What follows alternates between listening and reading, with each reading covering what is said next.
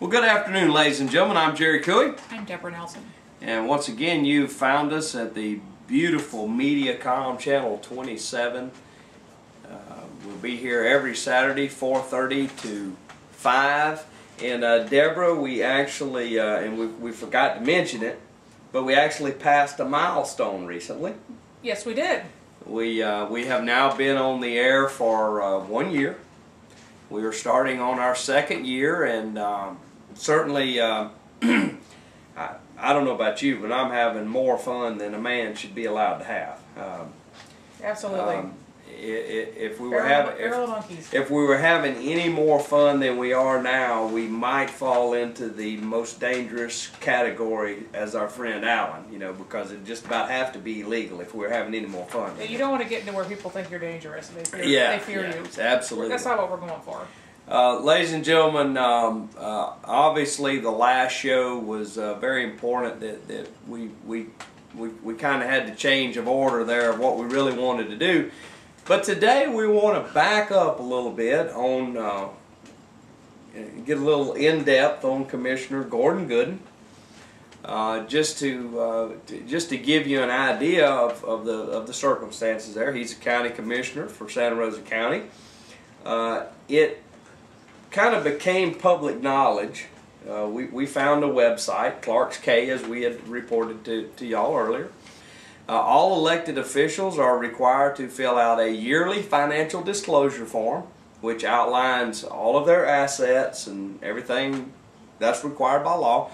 But also, if they receive any gifts, they're required by law to report that. Correct. So I made a simple phone call. Dear Ethics Department, I'd like to see all the reporting forms for Don Salter, Gordon Gooden, and Bob Cole.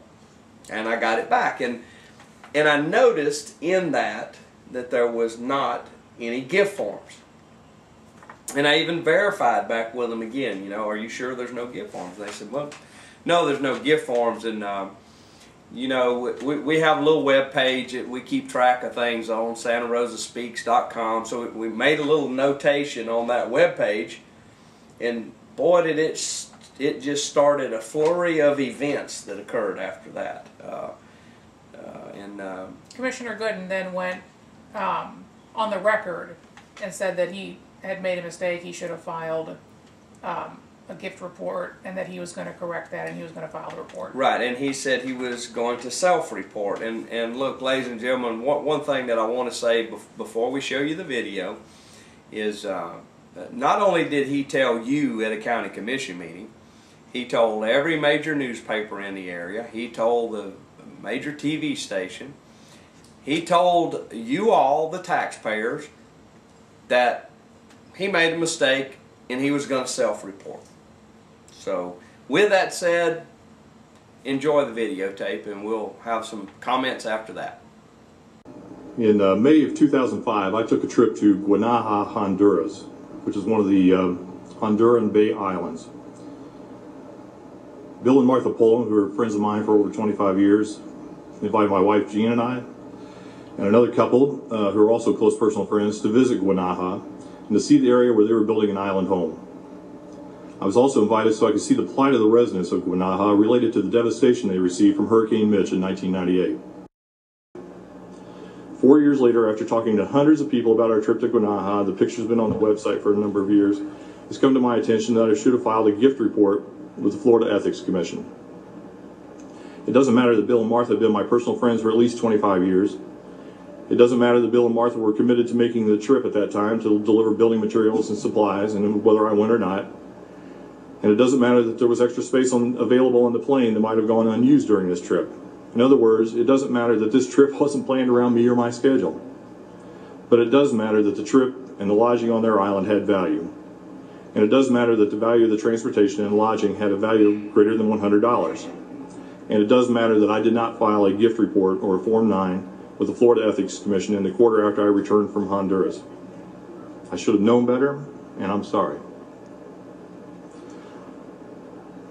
I know there are supporters and constituents that will be disappointed and upset with me for this technical violation. I'm sorry, and I regret that I've disappointed you. I will self-report this technical violation to the Ethics Commission, and I will pay the consequences for my failure to file on time. And while I'm not ashamed, embarrassed, or repentant for taking the trip, I regret that I may have disappointed my supporters and constituents, and I will do my best to do better in the future. I estimate the value of this trip for my wife to be around $1,000. I'm working to verify those numbers and expect to file the report in the next few days. Finally, there are those that would argue that because of my friendship with Bill Pullen, I should have recused myself this spring from the vote to purchase his industrially zoned property on State Road 87 at I-10. I disagree. I've had no actual or pending business transactions with Bill since before I took office.